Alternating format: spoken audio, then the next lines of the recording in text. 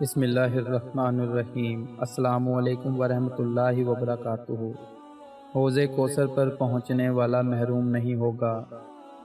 نبی کریم صلی اللہ علیہ وآلہ وسلم نے فرمایا، میں اپنے حوض کوثر پر تم سے پہلے موجود رہوں گا۔